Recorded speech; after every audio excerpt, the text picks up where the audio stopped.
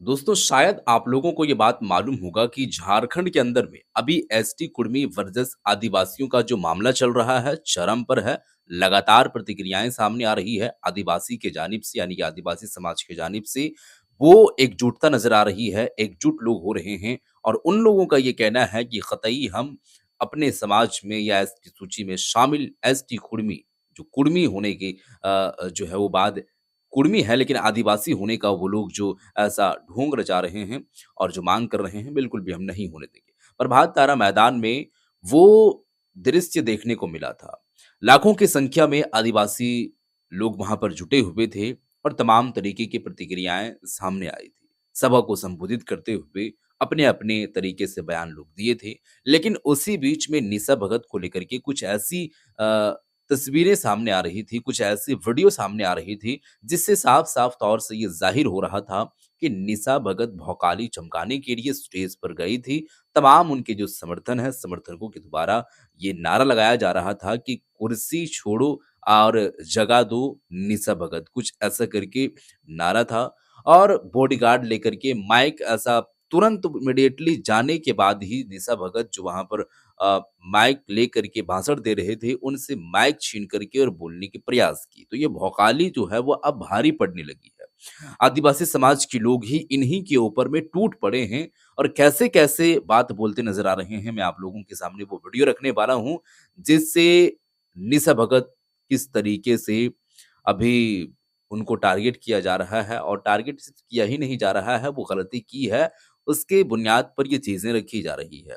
अब देखें कि क्या कुछ हो रही है, वीडियो जब आप देखिएगा, तो आप समझ जाइएगा कि कैसे आखिर में क्या कुछ हो रही है। वीडियो पहले आप देखिए। निशा भगत और फुलचंद तिर्की की एंट्री कैसे हो रही है स्टेज के नीचे। माला पहन के, अपने कौन माला पहना है समझ नहीं आ रहा है। वहाँ माला सब इस समाज की रैली में वहाँ तमाम आदिवासी महापुरुषों को फूल चढ़ाया जाता, माला चढ़ाया जाता है। ये कौन भोकाली हुआ कि आप माला पहन के आए और स्टेज में नारा लगवा रहे हैं 2-4 आदमी से। बना बनाया जो है मंच पर आकर अपना जो चेहरा चमकाने का जो कुछ लोग प्रयास कर रहे हैं, ये सही नहीं है। ये उनके पर्दाफाश बहुत जल्दी होगा। यही लड़ी बयान दे रहे थे कि मैंने कुर्मी को पटरी में ला दिया। सही है। अरे बेवकूफ, कुर्मी 2018-19-20 से पटरी में आ रहा है। कुर्मी जाति के लोग हमारे घर में घुस के हमारा आरक्षण छीनना चाहते हैं, हमारे बाल बच्चों का भविष्य को बिगाड़ना चाहते हैं, तो ये हम होने नहीं देंगे। वाकई में यही कुछ देखने को मिल रहा है। आखिर में ये लोग जो बात कर रहे हैं, कोई कुर्मी समाज से भी लोग नहीं करते, कोई कुर्मी समाज से नहीं है। तमाम जितने भी लोग यहाँ पर बैठे हैं, चाहे वो लक्ष्मी नारायण मुंडा जी हो या अन्य और भी जो लोग हैं, यहाँ पर जो देख रहे हैं आप, फ्रेम में जो आपको नज़र आ रही है, इन जैसे शख्स, यहाँ पर इनका ख़ास करके इस शख्स का यही कहना है और तमाम लोगों का यही कहना है कि अभी के जनरेशन के हिसाब से जो भौकाली मचाते नज़र आ रही है समाज को लेकर के, ये एक्सेप्टेबल बिल्कुल भी नहीं है। आपको समाज में रहना है तो समाज के आगे झुक के रहना पड़ेगा। अदरवाइज़ समाज से थोड़ा-सा आप दूर रहना चाहेंगे तो फिर समाज उसको एक्सेप्ट नहीं करेगी। मसलन यहाँ पर देखा जाए तो आप वहाँ पर गए थे, शांति स्वभाव के साथ वहाँ पर जाते, 2-3 मिनट रहते और अच्छे अंदाज में या हम्बल तरीके से माइक माँगते, प्रयास करते कि बोलने का मुझे भी मौका दो, तो ऐसा कुछ बात बन सकता था। अदरवाइज़ वहाँ पर ये सब सारा कुछ ना होकर के भौकाली जमाने के लिए तमाम जितने भी हैं वो बॉडीगार्ड भी पीछे नज़र आ रही है। बॉडीगार्ड लेकर के वहाँ पर पहुँचते हैं और इमीडिएटली माइक छीनने लगते हैं।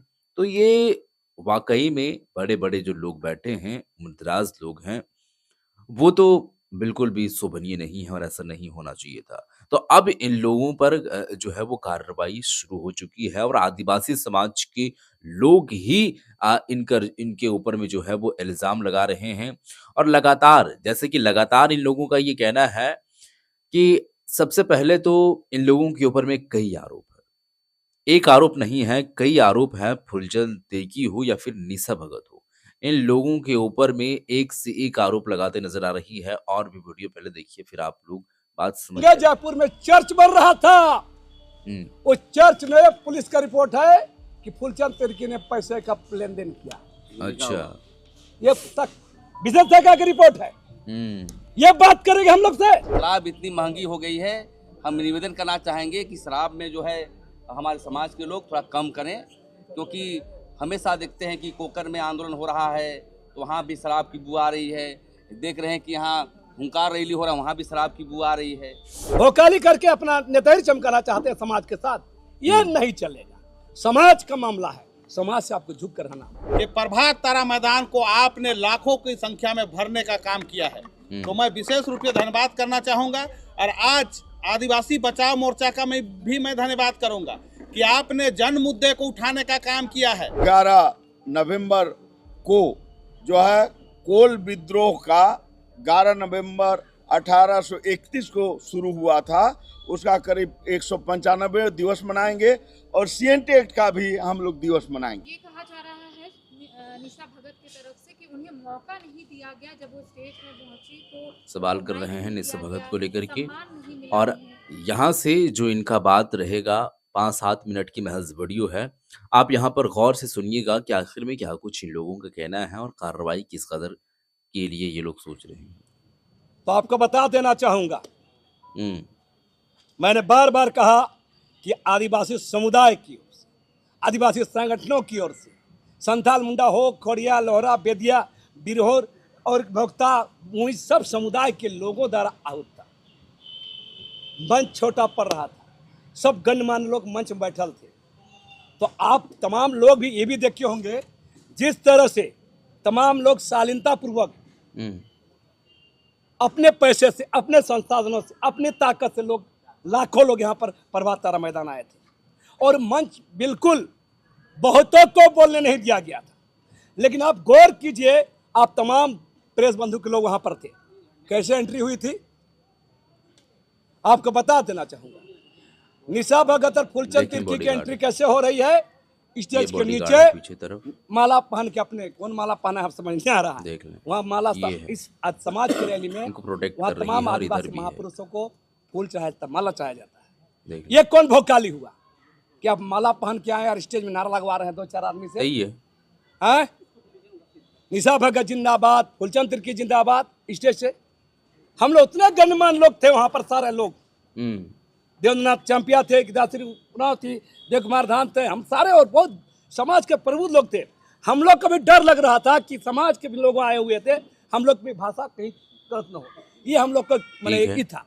वहाँ कौन भोकाली करने का कि आप बांसर लेके चढ़ रहे हैं और चढ़ते ही आप बोल रहे हैं कि नारा लग रहा था मंच कुर्सी खाली करो, निशा भगत आ रही है। क्या चीज भैया आप है?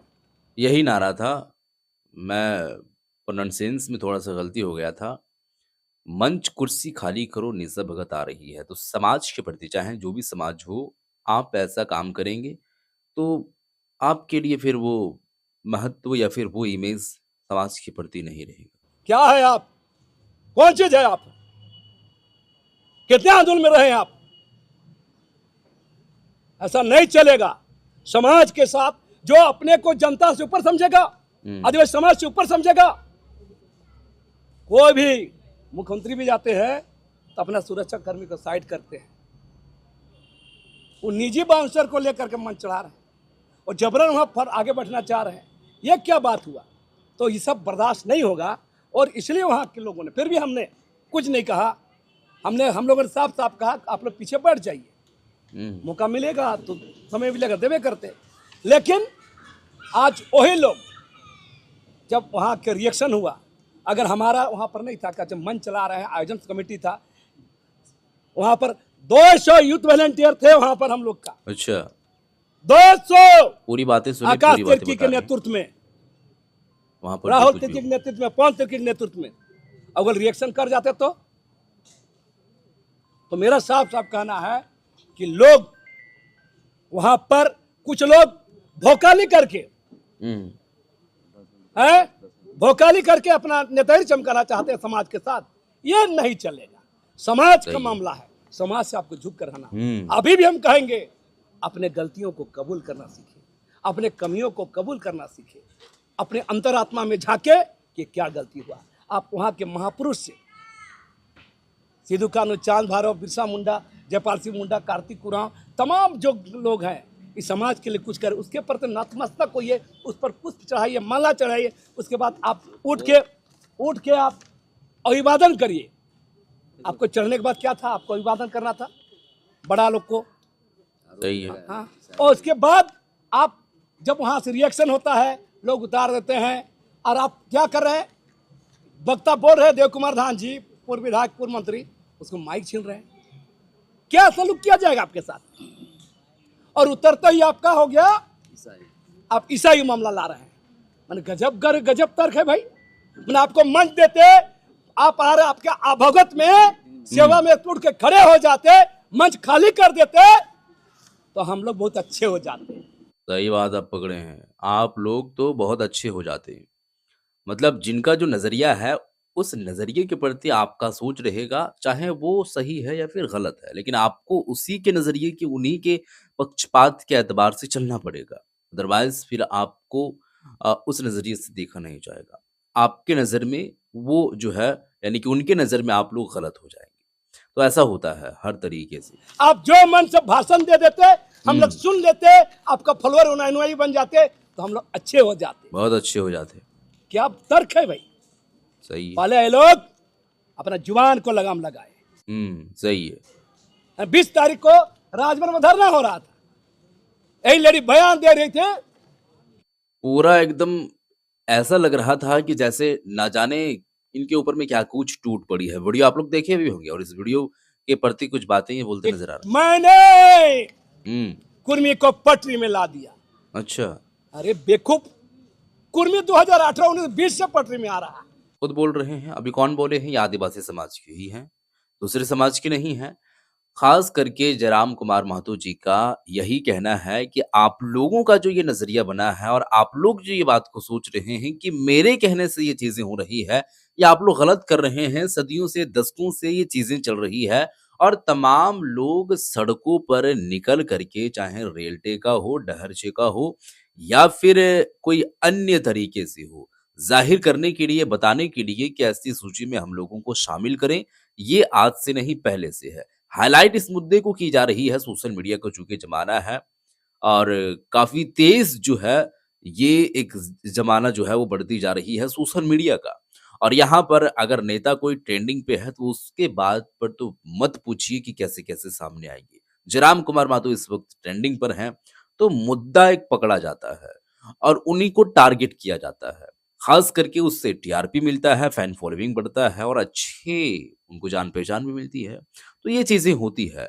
अब जयराम कुमार महतो जी भी यही चिल्ला चिल्ला के कह रहे हैं कि मेरे यही से ये सब नहीं हुआ है, पहले से। ये खुद कह रहे हैं कि 2018-19 से ही ये चल रहा है, उससे पहले भी हो सकता है, लेकिन ये खुद बता रहे हैं कि आज से 5-6 साल पहले, 7 साल पहले से ये चीजें हो रही है। आपके कहने पर वो लोग जो है वो पटरी पर नहीं आए हैं, पहले से वो लोग आए थे। तो ये कुछ है। तो आखिर में बेखौफ होकर के, बिला ऐसा झिझक के वो बात करना, ये पॉलिटिक्स में चलता है ना। आप तो देखे होंगे कि जब कोई चुनाव सामने आता है, तो कोई नेता, या फिर उस नेता का, उस पार्टी का कोई ऐसा नेता जो अभी वो वर्तमान समय में कोई पद पर हैं, या अगर उस पार्टी के कोई कार्यकर्ता ये चुनाव से पहले ऐसा वादा करेंगे, या फिर वादा ही नहीं करेंगे, ऐसा मतलब एक तरीके से बात करेंगे कि उन लोगों का यही कहना रहता है कि जीत तो पक्की है भाई, जीत पक्की है 110%। इसमें कोई दो राय वाली बात ही नहीं है कि हम लोग नहीं जीतेंगे। ये तमाम पॉलिटिकल पार्टी को लेकर के हम बात कर रहे हैं कि कुछ लोगों का ये रहता है चुनाव से पहले कि हमारी तो जीत पक्की है। हालांकि उनको लग रहा है कि जीत कहीं ना कहीं पक्की है या नहीं है, कंफर्म हम नहीं बता सकते, उनको अंदर से लग रहा है, लेकिन बाहर से चूंकि ये चीजें तो चलती रहती है, तो बाहर से बोल देना है। बोलने से क्या होगा कि जनता का रुख थोड़ा सा इस और आएगा, और कुछ ना कुछ तो बातें बनेगी। ये चीजें होती है।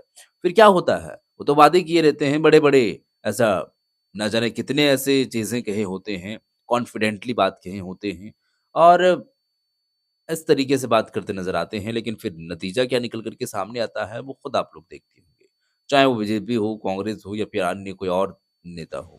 आ रहा है कि नहीं आ रहा है? आ रहा है ना? तो ये बात करेंगे लोग, और बता दे रहे, वही फूलचंद तेरी को उसका भाई बड़ी सरनाई सही कर रहा है। ये 2017 में, मेरा रिपोर्ट नहीं है, पुलिस विभाग का रिपोर्ट है, विशेष शाखा। विशेष शाखा रिपोर्ट है 2017 में, हम्म। जब वो रघुवर दास का आगे पीछे हो रहे थे। ये भी नहीं बोल सकता है कि पुलिस इसको फंसाया, अच्छा। है ना। सरकार थी ना, सरकार का आगे पीछे हो रहे थे। और उस समय विशेष शाखा का रिपोर्ट में कोंगे जयपुर में चर्च बन रहा था।